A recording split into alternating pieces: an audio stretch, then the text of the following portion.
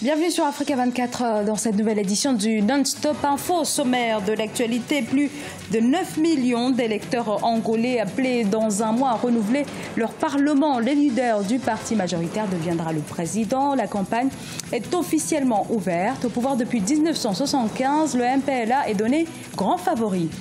Une police de l'eau bientôt en service au Burkina Faso. Celle-ci arrive dans un contexte où la situation est critique. L'approvisionnement en eau potable demeure un problème crucial.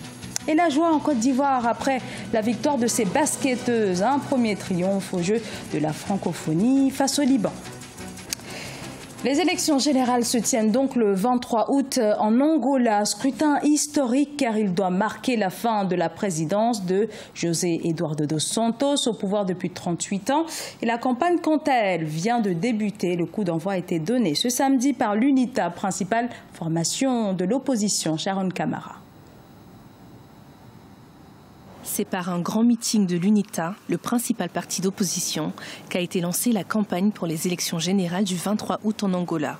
Des milliers de militants, vêtus aux couleurs rouges, vertes et blanches du parti, se sont réunis à Kakuako dans la banlieue de la capitale Luanda. Vous qui souffrez dans la pauvreté, sans électricité, sans emploi, sans rien à manger, le changement, c'est maintenant, avec l'UNITA au pouvoir. De son côté, le MPLA, parti au pouvoir et grand favori, a lancé sa campagne ce 23 juillet 2017. Le mouvement populaire pour la libération de l'Angola est au pouvoir depuis l'indépendance du pays en 1975. José Eduardo dos Santos, qui dirige l'Angola depuis 1979, a annoncé en début d'année qu'il ne se représenterait pas. Il laisse la place au vice-président du MPLA, João Lourenço. Dans un moment crucial et décisif pour le MPLA, et notre candidat, M. João Lourenço, nous appelons tous les Angolais, tous les militants, sympathisants, amis, à se mobiliser massivement de tous les horizons possibles, inimaginables, pour convaincre les indécis à voter João Manuel Gonçalves Lourenço. 6 partis politiques sont en lice pour le scrutin du 23 août prochain. Les 9 millions d'Angolais seront appelés aux urnes afin d'élire le nouveau Parlement qui sera ensuite chargé de désigner le président de la République. La population de l'espace CEDEAO devrait être d'1 milliard d'habitants dans un peu plus de 30 ans. Mais pour les députés de la sous-région qui viennent de débattre justement de cette question, hors de question d'atteindre ces taux. Des parlementaires qui ont fixé l'objectif de 3 enfants maximum par femme d'ici 2030. Reportage Jean-Paul Ouedraogo. Le sommet de haut niveau de Ouagadougou sur la maîtrise démographique s'est achevé le samedi 22 juillet 2017 avec l'adoption d'une déclaration conjointe des présidents des parlements de l'espace communautaire. Formulée autour de 10 engagements, la déclaration entend dynamiser les budgets respectifs des États membres de la CEDEAO afin d'endiguer les problèmes de santé, d'éducation et de conflits futurs à connotation économique et sociale. Premier engagement, œuvrer à travers l'exercice de nos droits d'amendement des lois à faire des arbitrages conséquents au projet de budget de nos États respectifs afin d'obtenir des accroissements annuels successifs d'au moins 2% des budgets alloués au secteur de la santé avec en perspective d'atteindre l'objectif minimum de 15% de la déclaration d'Abuja à l'horizon 2025. Du consensus qui est né des travaux, les participants ont aussi convenu de veiller à la bonne utilisation des crédits alloués à la santé au profit des populations et d'accorder une attention particulière aux problématiques liées au financement des systèmes de santé nationaux de nos pays.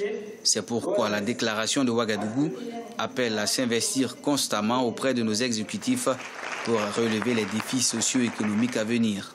Nous nous sommes retrouvés aujourd'hui autour de la problématique du financement adéquat de la santé, du dividende démographique et des politiques de population, parce qu'il est urgent de contenir la poussée démographique dans l'espace CEDEAO de la Mauritanie et du Tchad, si nous voulons promouvoir un réel développement viable et durable dans notre espace géographique et économique.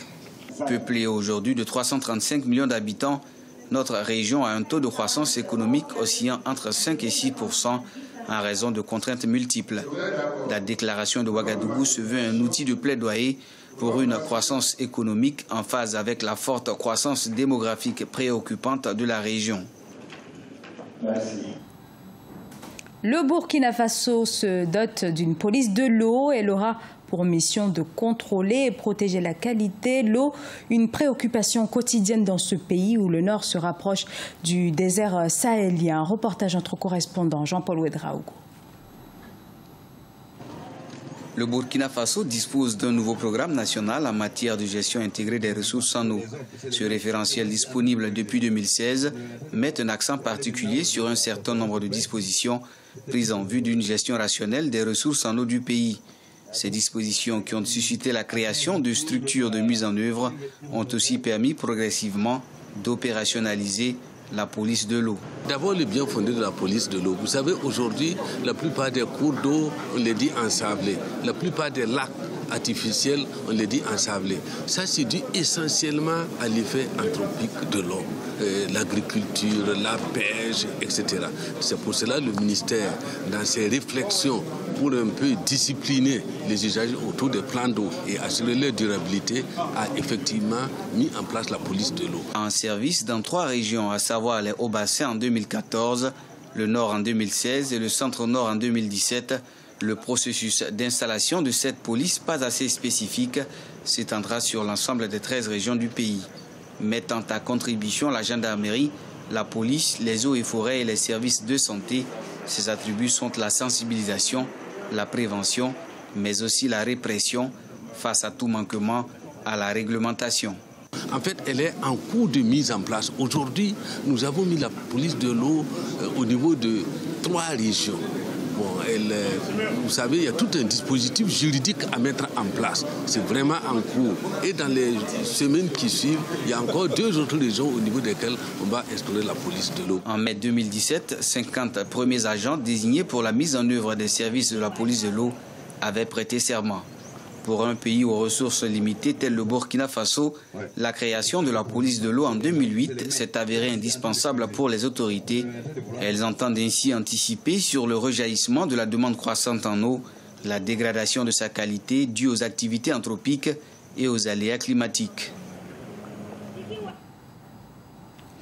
Première journée de basketball féminin aux Jeux de la francophonie. La Côte d'Ivoire a affronté le Liban à l'issue d'un match très disputé. Ce sont finalement les Ivoiriennes qui se sont imposées grâce à 3 lancers francs réussis, exploités aux dernières minutes de la rencontre. Le résumé du match avec notre correspondant sur place, Olivier Conan. Une finale avant la lettre, c'est le spectacle offert au public du parc des sports de Treichville avec l'affiche Côte d'Ivoire-Liban. Les Libanaises en blanc mènent d'1 point après le premier quart-temps 20-19. Le deuxième quart-temps est remporté par les joueuses en orange, dominatrices sur les rebonds. 43-29 pour la Côte d'Ivoire. La rencontre change de physionomie dans le dernier quart-temps. Avec une adresse retrouvée à 3 points, les Libanaises remontent leur déficit. À 34 secondes de la fin du match, elles mènent de 2 points, 63-61. Les Ivoiriennes réussissent à stopper leur avance et s'imposent finalement 66-63. Une défaite qui donne des regrets côté libanais. Ils ont fait un grand comeback. Ils ont bien joué. Mais le basket et le sport, c'est comme ça. Il y a quelqu'un qui gagne et quelqu'un qui perd. On a fait une faute dans les dernières secondes et c'est pour ça qu'on a perdu le match. Dans les vestiaires, le coach de la Côte d'Ivoire donne de la voix pour recadrer ces joueuses qui n'ont pas toujours appliqué les consignes. On relance le Liban sur le début du 3e quart-temps et on les remet en vie nous-mêmes. C'est là où c'est pas normal, sur des consignes défensives pas respectées.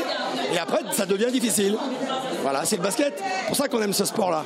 C'est qu'un panier à 3 points peut tout changer, une interception change tout. C'est vrai qu'on a été victorieuse, mais le pire reste à venir. Et on essaie, comment je peux dire, de rester sereine pour demain.